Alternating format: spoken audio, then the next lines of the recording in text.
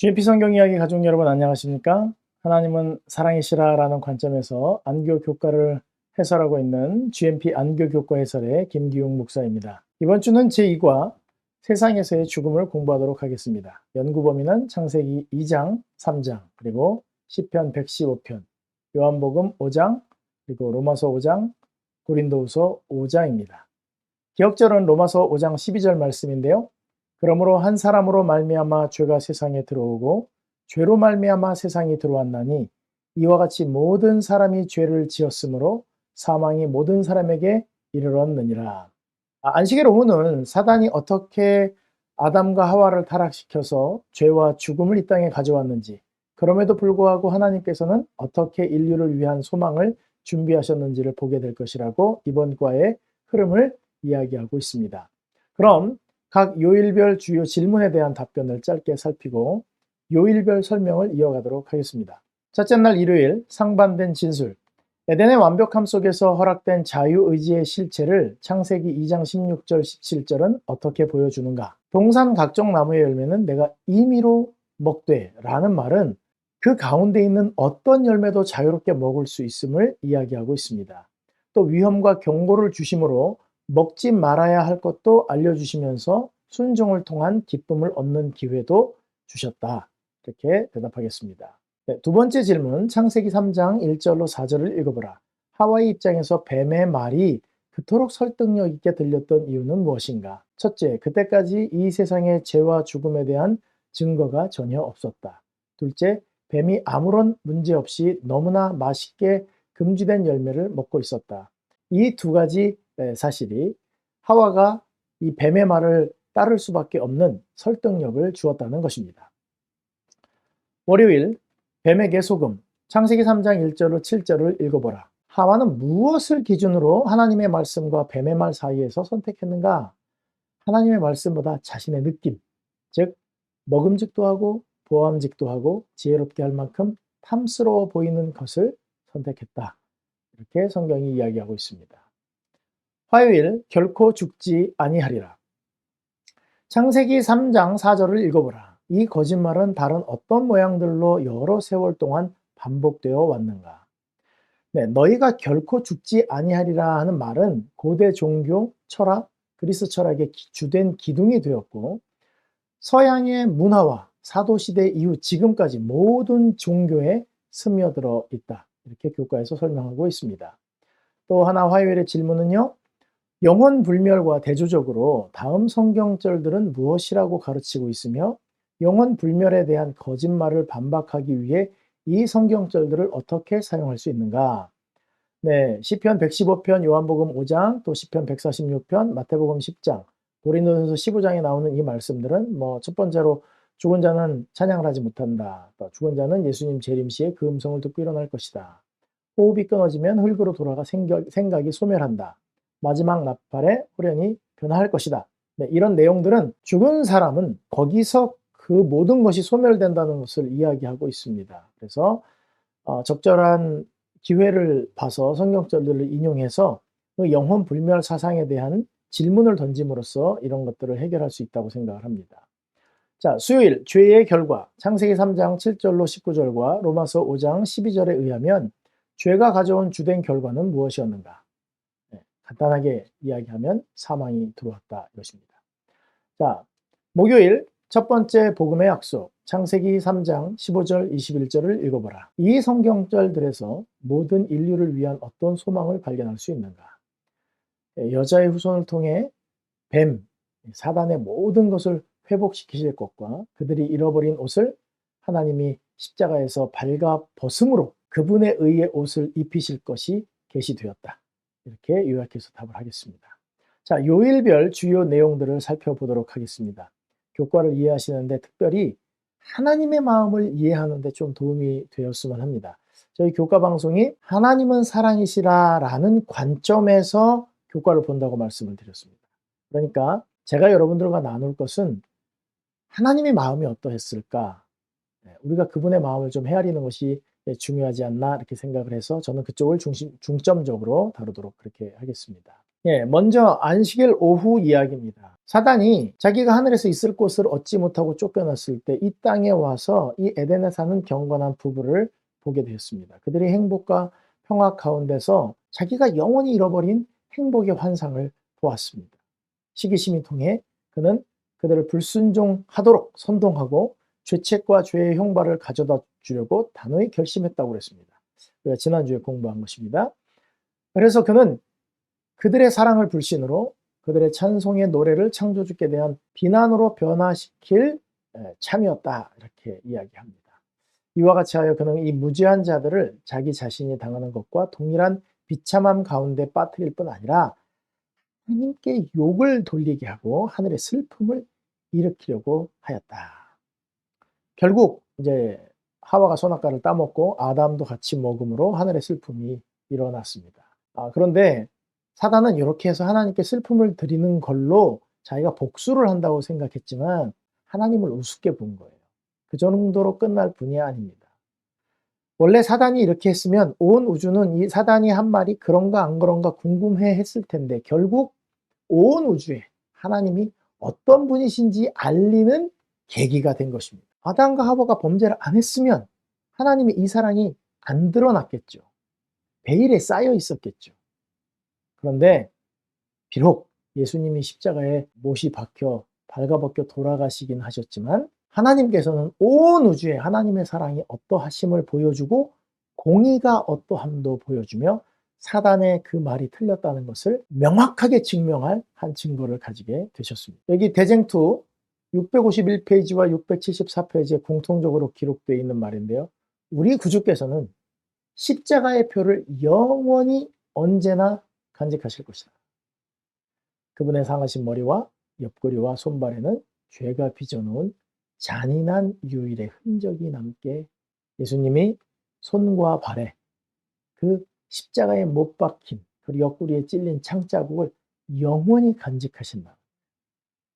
그 말은 무슨 뜻이냐면 무소부재 하나님의 속성을 버리신다는 거예요. 인간의 몸을 가지고 계신다는 거예요. 그래서 이제 이 지구가 하나님의 보좌가 될 것이고 다시 돌아오는 에덴 동산, 새 예루살렘이 하나님의 보좌가 된다는 것입니다. 그로 인해서 정말 이 우주의 먼지 같은 조그만 이 지구에서 벌어진 이 사단의 작은 계략이 하나님이 어떤 분인지 드러내는 아주 귀한 역사가 됐다는 것입니다. 자, 첫째 날 일요일입니다. 상반된 진술. 자, 제목에 상반된 진술이라는 내용은 간단합니다. 하나님이 말씀하시기를 선악을 알게 하는 나무의 열매를 먹으면 정령 죽으리라, 이렇게 말씀하신 것과 사단이 얘기한 결코 죽지 아니하니라. 말이 안 맞아요. 말만 봅시다. 어느 말이 더 좋은 말이죠? 먹으면 죽으리라, 결코 죽지 아니하리라. 듣기에는 어떤 게 더 좋아요? 결코 죽지 아니하리라가 듣기가 좋아요. 사람들은 자기가 듣고 싶은 말을 듣기를 원합니다. 자, 엄마가 자식한테 하는 말은 좋은 말이 많을까요? 안 좋은 말이 많을까요? 네, 좋은 말도 많이 하시지만 그 아이를 걱정하다 보면 그 걱정할 일이 생기지 않게 하기 위하여 모질게 현실을 말해주는 경우가 있습니다. 김창호 교수가 그러더라고요. 엄마는 맞는 말을 기분 나쁘게 하는 사람이다, 이렇게 얘기해요. 말이 격할 때가 많아요. 근데 곰곰이 생각해 보면 말이 맞아요. 나를 사랑해서 하는 말이에요. 그런데 PC방, 노래방, 클럽에서 일하는 사람들, 아저씨들, 웨이터들, 이런 사람들은요, 얼마나 따뜻하고 부드럽게 말하는지 모릅니다. 언제까지요? 내가 돈을 아직 내기 전까지, 돈이 없다고 말하기 전까지. 엄마는 야, 이 왼수야, 막 이렇게 얘기했는데, 꽃 빼면, 아, 오빠, 이렇게 얘기를 해요. 여러분, 어느 말이 듣기 좋아요? 왼수야, 오빠. 그런데 사랑하는 건 엄마가 진짜 더 사랑합니다. 우리는 말로만 사람을 평가하지 않습니다. 그 사람의 진실된 마음을 보는 것이죠. 그래서 우리가 뭐 백화점 같은 데 들어갈 때 뭐 어서 오세요 이렇게 인사하는 사람들한테 우리도 맞대고 절을 하지 않습니다. 교육된 인사이기 때문에 그렇습니다. 그런데 반가운 사람이 활짝 웃으면서 손을 들면서 인사할 때는 우리도 밝은 얼굴로 인사를 하죠. 이게 진실입니다. PC방 아저씨, 노래방 아저씨, 클럽 웨이터는 우리를 위해 조금도 희생할 마음이 없어요. 우리 주머니에 있는 돈을 원합니다. 엄마의 말은 마음 상하게 할 때가 있지만 엄마는 어떤 희생도 아끼지 않습니다. 자, 그래서 말을 믿으면 안 된다는 거예요. 누가 말하느냐, 그걸 믿어야 합니다. 정령 죽으리라 라고 말한 분이 누구냐? 결코 죽지 아니하리라 라고 말한 존재가 어떤 존재이냐? 저도 그렇게 말하고 싶어요.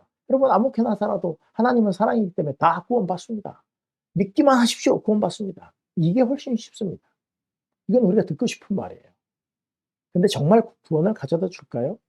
우리에게 희생을 요구하는 말들을 우리가 듣기 싫어합니다. 그리스도임에도 불구하고 말입니다. 그래서 예수님 말씀하시죠. 나더러 주여 주여 하는 자마다 천국에 들어갈 것이 아니요 내 아버지의 뜻대로 행하는 자라야 들어가리라. 이런 성경절은 어떻게 해요? 쓱 제껴 놓는 것입니다. 누가 얘기하셨는데? 예수님이 얘기하셨는데. 믿음은 구원 얻는다. 이런 거는 붙들고 있고 듣기 싫은 말은 안 듣죠. 진술의 내용도 중요하지만 누가 말했느냐가 더 중요하다는 것을 잊지 않으셨으면 좋겠습니다. 그래서 말씀하시는 분을 알아요. 그분이 죽으리라 했다면 그분의 속성상 엄마가 노숙자가 될 거야 라고 얘기한 것은 노숙자가 되란 이야기가 아니라 노숙자가 될까 봐 겁난다 라는 말이에요. 여기 하나님이 정령 죽으리라 라고 말을 했다면 죽이겠다가 아닙니다.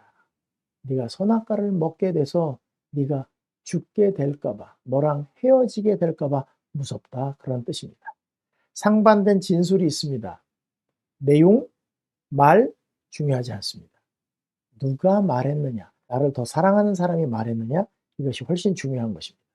그래서 이 내용이 어떤지 그 사람의 말에 이 마음속에 있는 뉘앙스를 깨닫게 되는 것이 훨씬 중요한 겁니다. 성경을 읽으실 때 행간을 읽으라고 이야기하죠. 하나님께서 우리에게 저주스럽게 말씀하시는 모습들은 거의 대부분이 어떤 내용이냐면 그럴까 봐 겁난다. 그럴까 봐. 내가 그렇게 너희들을 치고 너희들이 재앙 가운데 들어갈까 봐 겁난다. 그러니까 오늘 이 창세기에서 상반된 진술에서 여러분들이 볼 것은 누가 무슨 말을 했느냐. 누가가 더 중요하다는 것입니다. 자, 둘째 날은 뱀에게 소금입니다. 뱀이 속이는 단계가 있습니다. 자, 우리 창세기 3장 1절에 있는 말씀을 좀 보도록 하겠습니다. 하나님이 참으로 너희에게 동산 모든 나무의 열매를 먹지 말라 하시더냐. 질문 자체가 굉장히 좀 애매합니다. 왜냐하면 이 이야기를 하나님께서 어떻게 하셨는지를 앞으로 살펴보면 이 창세기 2장 16절과 17절에 이렇게 말씀하십니다. 여호와 하나님이 그 사람에게 명하여 이르시되 동산 각종 나무의 열매는 내가 임의로 먹되 네 마음대로 먹으라는 거예요. 좋아요. 그런데 선악을 알게 하는 나무의 열매는 먹지 말라. 내가 먹는 날에는 반드시 죽으리라 하시니라. 자, 보시면 제가 이제 색깔을 빨간색으로 칠해놨죠. 동산 모든 나무의 열매, 밑에도 동산 모든 나무의 열매. 그러니까 같은 내용인 것 같이 보여요. 참으로 반드시 약간 여기 뉘앙스가 뭔가 이렇게 단어 배열을 다르게 해가지고 사람으로 하여금 다른 생각을 하게 만드는 것입니다. 그리고 먹지 말라. 근데 동산 모든 나무의 실과는 임의로 먹되는데 임의로 먹되는 없어요. 근데 하와가 들은 말이 있거든요. 물론 지금보다 훨씬 머리가 좋았으니까 다 기억을 하겠지만 임의로 먹되 선악을 알게 하는 나무의 실과는 먹지 말라. 먹는 날엔 죽으리라. 이렇게 하신 것을 모든 실과를 먹지 말라 하시더냐 이렇게 물어본 것입니다. 그러니까 하와가 대답을 하는데 기가 막히게 대답을 합니다. 뭐라고 대답을 하죠? 먹지도 말고 만지지도 말라고 하셨어. 이렇게 얘기해요. 그러니까 하나님이 하신 말씀과 그 하와가 받은 뉘앙스가 달랐던 것입니다. 말씀대로 안 하고 사단이 말할 때 그 뉘앙스를 본인 뉘앙스로 쓱 얘기합니다. 하나님은 정령 죽으리라 이렇게 했어요. 그래서 말씀을 말씀대로 안 받아들이고 자기 기분대로 받아들인 것입니다. 이거는 사단이 지금 벌써 의심을 마음에 불러일으킨 것입니다. 이 시대에 우리가 성경이 맞네 안 맞네 이건 이렇게 해도 괜찮아. 안식일에는 요 정도는 사 먹어도 괜찮아. 이거 우리가 마음대로 정하는 거 사단이 좋아하는 것입니다. 뉘앙스를 우리가 가지고 있죠. 그런데 말씀대로 순종하려고 하는 것이 우리에게 좋습니다. 우리를 만드신 하나님이 우리가 어떤 성향을 가지고 있는지 가장 잘 아시기 때문에 보호될 수 있는 쪽으로 성경을 기록해 놓으셨어요. 그래서 말씀대로 살려고 노력을 하면 밖으로 나가는 경우의 수가 많이 줄어요. 하나님의 말씀에 논리적이고 합리적인 의심, 합리적인 답을 얻어내려고 막 이렇게 하는 것이 바로 사단의 전략입니다. 이게 뭐냐면 우리가 굉장히 똑똑해 보이잖아요. 누구보다요? 하나님보다. 여러분, 하나님의 말씀에 대해 의심을 품는 것을 사단이 아주 좋아합니다. 전 어렸을 때 어머님이 집으로 일찍 들어오는, 그 귀가 시간을 딱 정하지는 않았지만 거의 해지기 전에 다 들어오는 게 저희 집 귀가 시간이었어요. 금요일 저녁에 교회 가는 거 말고는 다 일찍 들어와야 했어요. 전 그게 싫었습니다. 제가 부모가 되고 나니까 아이가 내 눈앞에 있어야 편하더라고요. 항상 내 눈앞에 있으면 좋겠더라고요. 애들은 몰라요. 일찍 들어와라. 이 말 한마디에 애들은 왜 남의 집에도 다 그런데 왜 나만 이렇게 얘기하거든요. 그런데 일찍 들어와라 이 한마디에는요. 아이의 행복과 사고의 위험과 많은 유혹들에서 다 이 아이를 지키려고 하는 부모의 마음이 들어있는 거예요.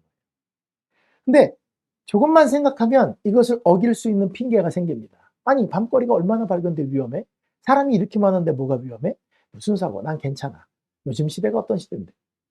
여러분, 내가 내 사고를 하는 순간, 네, 맞아요. 그 아이가 맞을 수 있어요. 그러나 위험이 있다는 것이죠. 뱀은 논리적으로 이성적 사고는 하게 만들었지만 하와를 사랑하지 않습니다. 하와를 타락시키기를 좋아할 뿐입니다. 고양이가 쥐를 사랑하는 게 아니라 좋아하는 것입니다. 오해하시면 안 됩니다. 사단은 우리를 유혹하기를 좋아합니다. 절대 사랑하지 않습니다. 처음에 의심을 일으키고 나서 하나님과 정반대되는 이야기를 합니다. 정령 죽으리라와 결코 죽지 아니하리라. 누구 말을 믿으시겠습니까? 사단 하와가 이 나무 과실을 따먹는다면 그들은 더욱더 높은 존재의 영역을 획득할 것이며 더욱 넓은 지식의 분야로 들어갈 것이라고 권면했다. 자기 자신도 금단의 과실을 먹어보았으며 그 결과 이렇게 말하는 능력을 얻었다. 와, 이렇게 얘기를 하니까 안 믿을 수가 있겠습니까?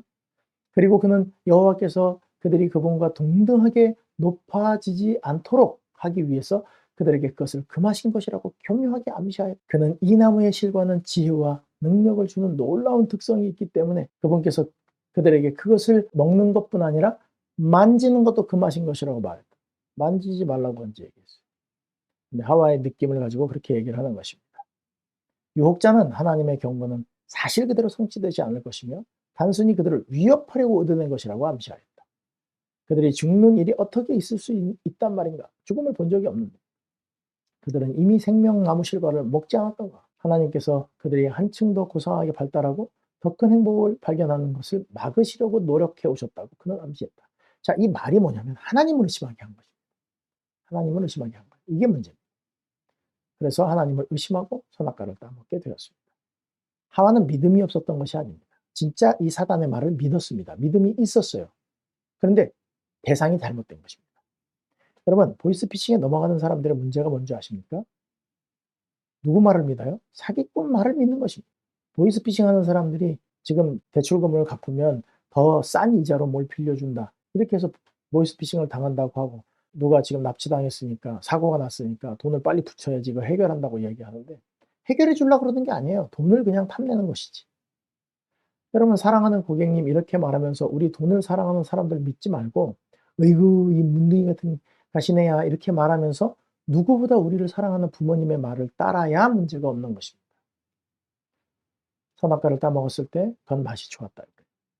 먹는 순간 활력을 느끼는 것 같았다. 스스로 1층 더 고상한 생존 상태에 들어가고 있다고 상상해.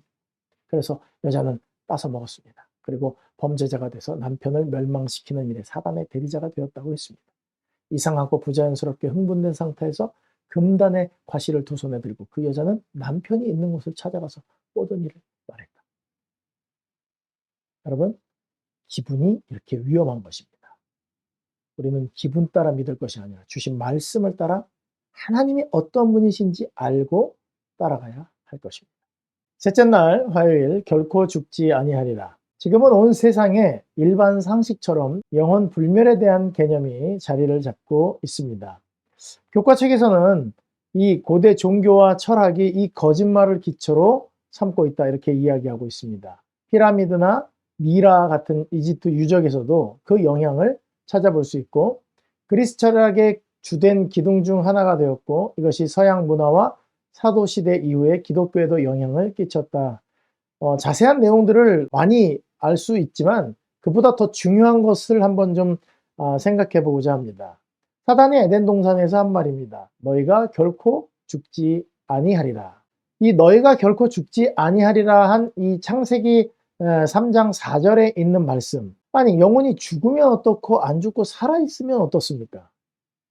이건 영혼이 죽느냐 사느냐에 대한 이야기가 아닙니다. 핵심은 우리가 하나님 같이 된다는 것이죠. 죽지 않는다. 하나님의 속성, 영원성을 너희도 가질 수 있다 이것입니다. 그러니까 우리는 피조물인데 하나님이 가지고 있는 속성을 너희도 가질 수 있다는 거예요. 그럼 솔직한 얘기로 여러분 죽는 게 겁납니까? 죽지 않고 영원히 살아있다면 겁을 낼 필요가 하나도 없겠죠. 죽느냐 아니냐를 우리가 너무 생각하게 되면 그걸 변호하려고 하고 성경절을 들어갖고 막 하려고 합니다. 그런데 하나님만 가지고 있는 이 속성, 영원성을 사람이 가질 수 있느냐 없느냐 이것을 이야기하는 것입니다. 이 영혼불멸설의 가르침은 몸의 형체만, 육은 없어지고 영은 살아있다. 이렇게도 나오는 것이죠. 그럴듯합니다. 그럴듯합니다. 그러나 그럴듯한 것과 사실은 다른 것이죠. 사단은 하나님께서 주장하신 정령 죽으리라 라고 한 주장에 자기의 주장을 위에다 얹어 두었습니다.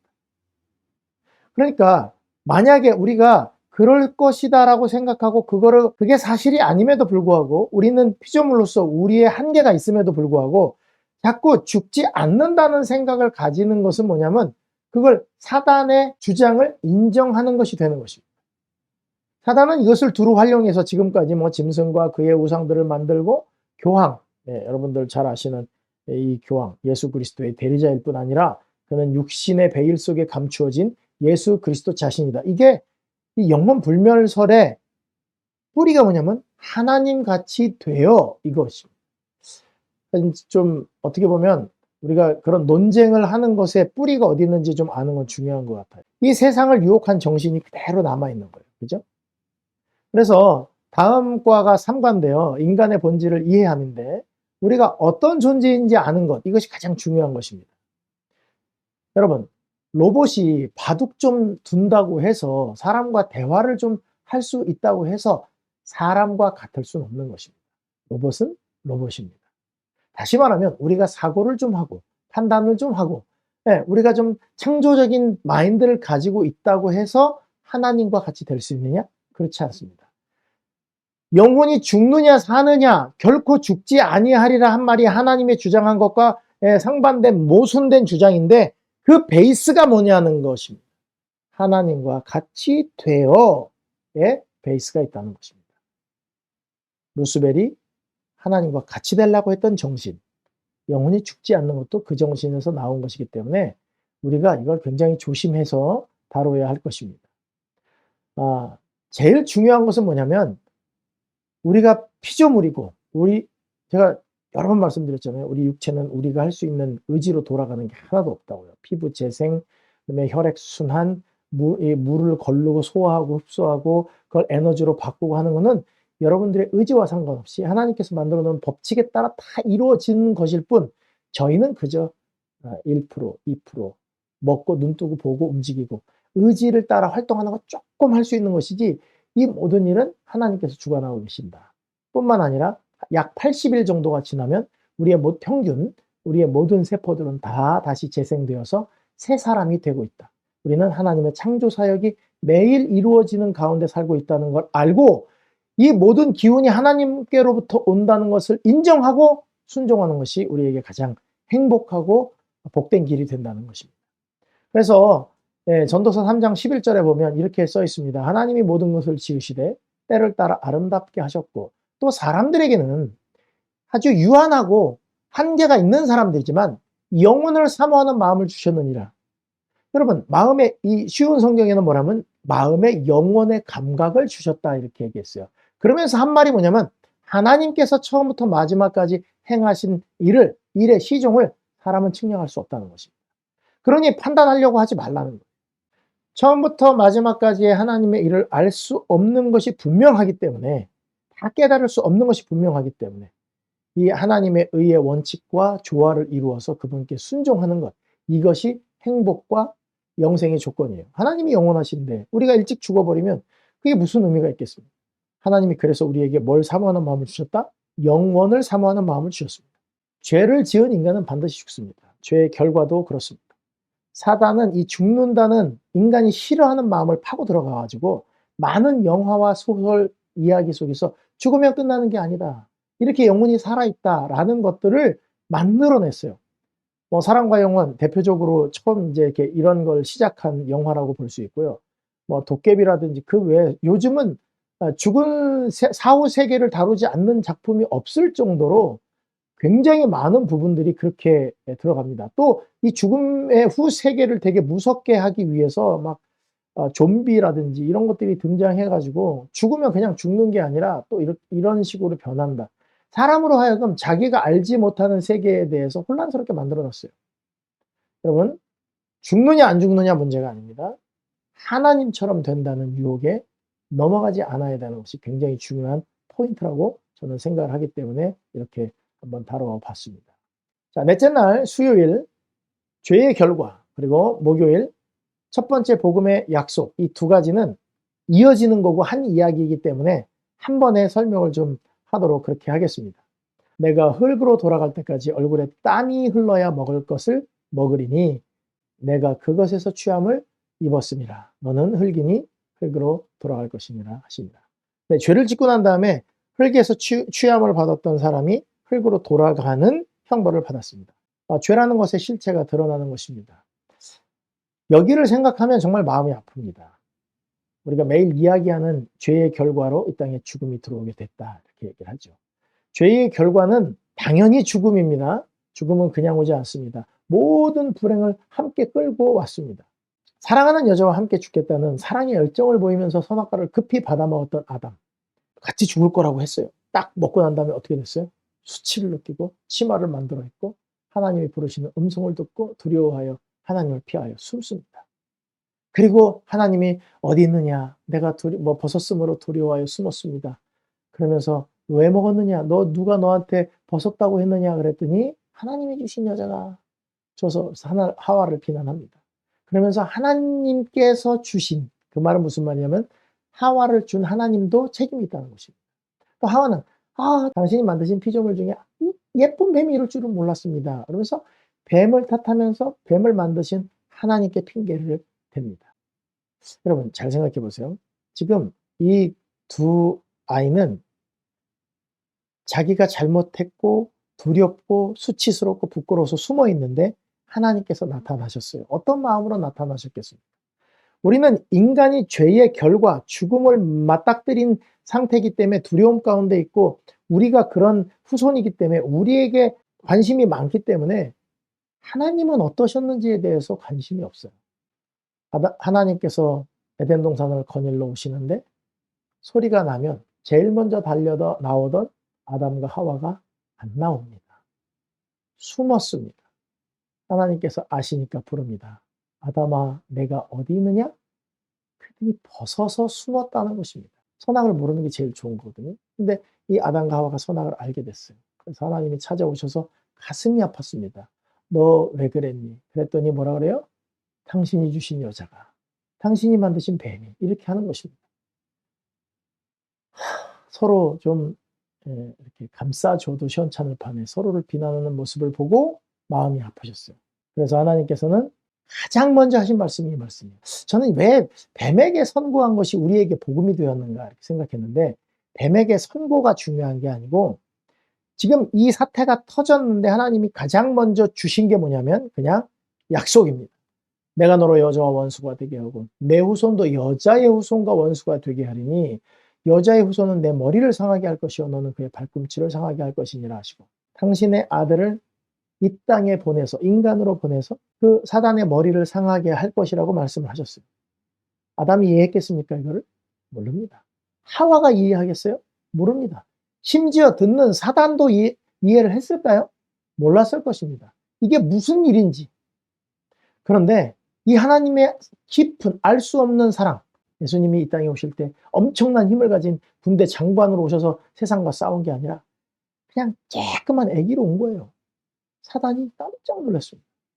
왜요? 아니 이렇게 만만하게 온 거야? 내가 죽이면 어떡하려고. 그죠?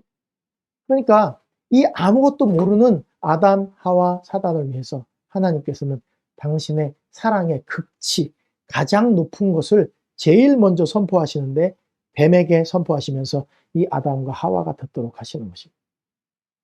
가슴이 찢어져요. 왜요? 지금 뱀에게 선고를 내리는 게 머리를 상하는 게 중요한 게 아니라 지금 이 아이들을 살릴 방법이 그것밖에 없는 것입니다. 아담과 하와는 이해를 못해요. 근데 이 이해를 못하는 아이들에게 엄청난 유산을 남기시는 심정으로 내가 이 땅에 인간의 몸으로 태어나서 대신 죽을 것이야. 이렇게 말하면 왜요? 막 이렇게 난리가 날 거니까 여인의 후손을 보낼 것이다. 이렇게 하고 마는 것이에요. 죄로 인해 벌벌 떨고 있는 두 아이를 봤어요. 그들의 허리에는 무화과 나무로 만들어진 치마가 둘러 있습니다. 죄가 뭔지도 몰라요. 그리고 지금 이 미묘한 감정이 뭔지를 잘 모릅니다. 이 결과가 얼마나 비참할지도 몰라요. 아이가 잘못하면요, 엄마가 막 혼을 내는데 얘는 뭘 잘못했는지 모를 때가 많아요. 뭐 엄마 화장품을 얼굴에 다 쳐 발라놓고도 그냥 왜 엄마가 나한테 화를 내지 이러는 거예요. 그럼 그 애한테 무슨 이야기를 하겠어요. 여러분, 제발 창세기 3장에서 죄가 어떻게 시작했고 결과가 무엇이고 뭐 이로 인해서 우리는 어떤 고통을 당하게 됐고 야 하나님께서 왜 이런 걸 말렸냐 안 말렸냐 이런 걸 싸우시기 전에 정말 사랑해서 코에다 생기를 불어넣으면서 생명으로 만든 그 아이들이 죄를 짓고 죽게 되었을 때 하나님의 심정이 어떻는지 좀 생각해 봤으면 좋겠어요. 우리는 하나님이 어떠하셨는지는 안중에 없어요. 신학적으로 이게 이런 거다 저런 거다 따지니라. 죄의 결과는 인간에게는 죽음이었지만 하나님에게는요. 가슴 찢어지는 그러면서도 당신의 그 능력을 함부로 발휘할 수 없고 오래 참으셔야 되는 아픔이었습니다. 사랑하는 아이들이 하나도 아니고 둘 다 죽게 되었습니다. 여러분 아담과 하와가 어떤 결과를 받았을까요? 자, 이 선고를 하시는 하나님은 어떠실까? 뱀에겐 선고가 맞춰졌습니다. 여인의 후손이 가서 네 머리를 상하게 할 것이고 너는 그의 발꿈치를 상하게 할 것이다. 하와도 들었어요. 후손을 낳아야 되겠구나. 까지는 들었습니다. 자, 하나님께서 뱀에게 선고를 마치시고 여인을 바라보십니다. 바들바들 떨고 있어요. 근데 하나님이 뭘 주셨냐면 잉태하는 고통, 임신하는 고통을 크게 더할 것이다. 임신하는 고통이 원래 있었는데 크게 더해진 것인지 아니면 고통이 아예 없었는데 크게 아프게 만드신 것인지 상관없습니다. 처음에 이 얘기 들었을 때는요. 저는요. 하나님 진짜 웃기다 생각했습니다. 벌 준 줄 알았죠. 근데 하나님은 사랑이래요. 그러니까 제가 혼란이 오는 거예요. 하나님이 사랑인데 왜 이렇게 하셨을까? 그런데 여러분 제가 지금 교과 풀이하는 중심이 뭐예요? 하나님 사랑 중심으로 교과를 해설하는 거잖아요. 왜 이렇게 하셨을까? 제 GMP 성경 이야기 저주 속에 감추어진 사랑을 보시면 이때 하나님 심정을 제가 잘 이렇게 제 나름대로 느낀 하나님이 사랑이라면 어땠을 것일까? 제가 느낀 대로 잘 이렇게 해놨습니다. 참고해서 보시면 좋겠어요. 링크 올려놓겠습니다. 자, 하와는 이미 선악과를 따먹고 죄를 알아버렸습니다. 하나님은 하와의 미래를 보십니다. 생명나무에 있는 에덴 동산에서 쫓겨가서 평생 죄인으로 살면서 자신이 선악과를 따먹은 죄인이고 자신이 아담에게 선악과를 갖다 줬기 때문에 남편도 망가뜨린 여인이라는 죄책감을 가지고 매일마다 에덴 동산을 쳐다보면서 슬프게 살 것 같아요. 그래서 하나님이 가슴이 아프시지만 이 여인에게 아이를 낳을 때 크게 고통을 더하기로 하신 거예요.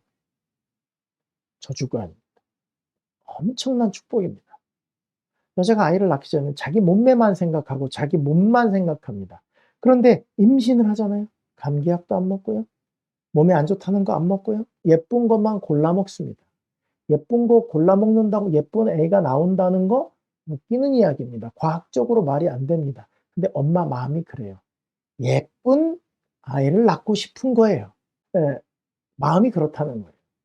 그렇게 아이를 가졌을 때 그 아이에 대해 관심을 쏟다가 이 아이를 딱 낳을 때 엄청나게 아프고 자기 목숨을 바꿀 만큼 큰 아픔으로 아이를 낳고 나면 이 아이가 너무 예쁘고요. 이 아이를 보는 순간 젖을 물리고 또 아이를 이렇게 쳐다보고 잠자는 아이의 얼굴을 보고 목욕을 시키고 하다 보면 내가 선악과 따먹은 죄인임을 잊어버릴 수 있는 거예요. 그래서 하나님은요.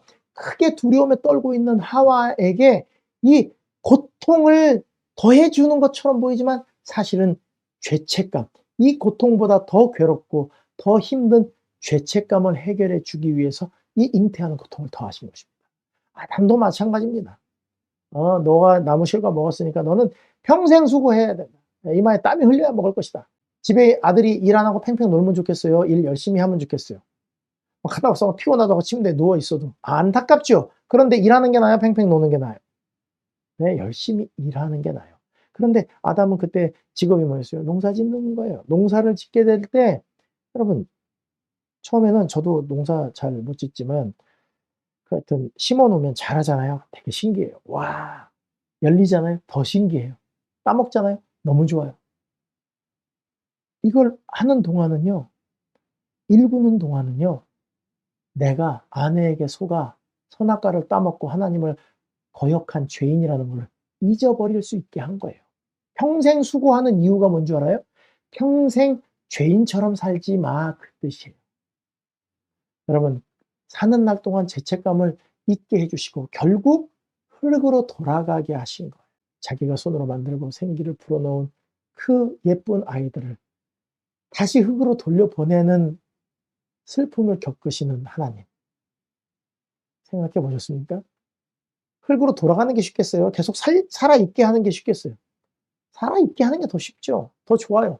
그런데 이 죄된 마음으로 영원히 사는 것은 이 아이에게 저주이기 때문에, 그래서 아담이 죽을 때요, 이 세상을 오랫동안 살지 않게 하시는 게 하나님의 은혜구나. 하나님께 감사하면서 죽었다는 거예요. 왜요? 아담만 죄가 어떤 것인지, 죄진 게 어떤 것인지 진짜 알고요. 우리는 죄 안 진 게 뭔지를 몰라요. 죄 중에 태어나서 죄악된 영향 가운데서 죄인으로 살았으니까. 여러분, 죄의 결과, 그리고 첫 번째 복음. 하나님은요, 이 아이들에게 일단 구원을 주는 것, 죽게 된 아이들한테 아들을 보내서 살려주겠다. 이것도 관심이 있으시지만 죄책감 없이 행복하게 기쁘게 사는 것도 관심이 있으셔서 그걸 주셨다는 것입니다. 죄는 하나님의 마음을 아프게 하고 칼로 찌르고 하나님의 아들을 이 땅에 끌어내려서 십자가에 죽게 하는 결과를 가져왔습니다. 우리에게 죽음과 슬픔이 왔다고 억울해하거나 슬퍼하지 마십시오. 그 일 때문에 더 가슴 아프고 더 많은 것을 포기해야 했던 하나님 아버지가 계신 것을 잊지 않았으면 좋겠습니다. 여러분, 아담은요, 하나님의 특별한 지시에 따라 아담이 속죄 제물을 드렸을 때 그것은 그에게 매우 고통스러운 의식이었다. 원래 예배는 굉장히 고통스러운 의식이었습니다. 첫 예배는. 그는 오직 하나님께서만 주실 수 있는 생명을 그의 손으로 취해서 속죄 제물을 드려야 했다. 지금 얘가 죽는 이유가 뭐 때문이에요? 내 죄 때문이라는. 양을 잡으면서 그걸 느꼈다는 것입니다. 그것이 그가 처음으로 목격한 죽음이었다. 그는 목숨이 끊어지는 고통 속에 피를 쏟는 희생 제물을 바라보면서 그 희생 제물이 예표하는 하나님의 아들, 즉 인류를 위하여 죽으실 분을 믿음으로 바라보아야 할 것이었다. 이해할 수 없는 일이 아담에게 벌어진 거예요. 사랑이 많았던 아담은 제사를 드릴 때마다 자신의 과거를 뒤로 돌리고 싶었을 것입니다. 선악과 따먹기 전으로. 그리고 그 한 마리를 죽이면 얼마나 간이 떨리고 손이 부들부들 떨리고 죄 없는 양이 자기 대신 죽은 것 때문에 죄책감을 많이 가졌을 거예요. 여러분, 아담에게는 이 고통스러웠던 예배가 지금 우리의 희망이 됐지요. 우리는 실체를 잘 모르니까. 우리는 예배 참석하고 꽃단장하고 가가지고 예배 참석하고 타타랑 먹고 오면 오늘 할 거 다 했다. 그리고 집에 와서 편히 쉬잖아요. 근데 본래는요, 내 죄로 죽으신 예수 그리스도를 마음에 날마다 새기는 것입니다. 그분 때문에 내가 살고 있는 것을 감사하는 게 예배예요. 죄의 결과는 죽음이지만 예수 그리스도를 통해서 하나님께서는 우리에게 살 길을 마련해 주시면서 무엇을 주셨냐면 가죽옷을 주셨습니다. 그러나 우주의 왕께서도 범죄한 인류를 위하여 당신의 아들을 죽도록 내어주는 것은 큰 투쟁이 아닐 수 없었다. 하나님은 쉬웠다고요? 하나님은 사랑이 많기 때문에 오케이 가자, 야 아들아 가서 죽어라. 아니라고요. 큰 투쟁이었다고요. 근데 그 투쟁에서 하나님이 우리를 버리는 게 아니라 아들을 버리셨다. 그러니까 누가 더 소중한 사람들이에요? 우리가 더 소중한 사람들이에요. 하나님에게. 왜요? 알지도 못하고 죄 가운데 태어나 이렇게 죽는 거 얘들 불쌍하지 않냐 이거예요. 그래서 우리에게 아담과 같이 똑같은 기회를 주셨습니다. 하나님이 세상을 이처럼 사랑하사 독생자를 주셨으니 이는 저를 믿는 자마다 멸망치 않고 영생을 얻게 하려 하십니다. 오 구속의 오묘하며 이게 얼마나 큰지 쓸 말이 이거밖에 없어요. 표현할 방법이 없어요. 그분을 사랑하지 않는 세상에 대한 하나님의 사랑이요. 지식에 넘치는 그 사랑의 깊이를 누가 알 수 있으리요? 알 수 없다는 거예요. 아무리 생각해도 여러 기자들이 하나님의 마음을 헤아리는 말을 뱉어내려고 하는데 안 나오는 거예요. 우리가 가진 언어로는 불가능한 것입니다. 영원한 세월을 통하여 이 이해할 수 없는 사랑의 오묘함을 이해하려고 노력하는 불후의 지성들은 경탄하고 순경에 맞지 않을 것이다. 이게 뭔지 깨닫게 되는 사람들은 경탄하고 하나님을 숭배하고 존경할 수밖에 없다는 것입니다. 가죽옷을 주셨는데 그 가죽옷은 누가 입다 한 벌 벗어준 게 아닙니다. 껍데기를 홀랑 벗은 어떤 재물은 죽었겠죠. 그래서 그 옷을 입혀주면서 뭐 하신 거예요? 이 옷을 잘 입고 있거라. 내가 가서 꼭 찾을게. 이 얘기를 한 것입니다. 가죽옷을 주신 사람, 또 제가 링크 걸어 놓겠습니다. 이번에 저주 속에 감춰진 사랑과 가죽옷을 주신 사랑을 여러분이 잘 들어보시면 이번 교과와 상관된 중요한 교훈들을 얻게 되실 것입니다. 사랑하는 GMP 안교육과 반생 여러분, 죄의 결과로 우리가 당한 일이 억울합니까? 죽게 된 것이 아닙니다. 우리에게서 잊혀져 버린 하나님은 어떠하셨을까? 이걸 생각하면 고개를 숙일 수밖에 없습니다. 우리는 억울할 게 없습니다. 하와가 선악과 따먹을 때 난 선악과 국물 한 방울도 먹은 적이 없는데 내가 왜 죄인이냐 이렇게 얘기하신 분들은 예수님이 십자가의 고통에 시달리실 때 조그만 가시 하나도 손가락 끝에 박힌 적이 없는 난데 믿기만 하면 하나님의 자녀가 되는 권세를 주신 하나님의 그 크신 은혜에 대해서는 감사를 안 하는 것, 그것도 이상한 것입니다. 하나님께서는 우리를 아담과 같은 위치에 두셨습니다. 죄에서부터 구원하셔서 믿으면 성질은 못됐고 여러 가지가 있지만 아담과 똑같은 위치에 올려주신다는 거예요. 죄로부터 구원받은 것이죠. 이게 우리가 말하는 믿으면 구원 얻는다는 것입니다. 자, 그러면 우리가 여기서 끝났느냐? 영원히 끝났느냐? 아니요. 이제는 아담처럼 우리가 사랑하는 것, 하와. 아담에게는 하와였지만 우리는 하와가 없잖아요. 우리가 사랑하는 것. 하나님 말씀보다 더 소중하게 생기는 것을 선택할 것인지 하나님 말씀대로 선택할 것인지를 하나님께서 우리 앞에 두시는 것입니다. 내 마음대로, 내 기분대로, 내 느낌대로, 내가 원하는 대로 선택할 것인지 나를 구원하신 그것에 감사해서 하나님께서 말씀하신 대로 살 것인지를 선택해야 되는 것입니다. 아담과 하와의 죄 때문에 이 땅에 아들을 보내서 죽게 하셨던 하나님은 우리의 선택으로 인하여 기쁨을 얻으시겠지만 만약에 우리가 그렇지 않게 아담과 하와처럼 똑같이 우리의 기호대로, 우리의 느낌대로 내 원하는 대로 선택을 해버리면 하나님은 또 가슴 아픈 일을 당하게 될 것입니다. 꼭 우리의 GMP 안교 교과 반생 여러분들께서는 하나님께서 아파하시지 않고 기뻐하시고 즐거워하시는 길을 선택하시는 우리 모두가 되셨으면 좋겠습니다. 우리 다음 주에는 인간의 본질을 이해함 함께 공부하도록 하겠습니다. 감사합니다. 다음 주에 뵙겠습니다.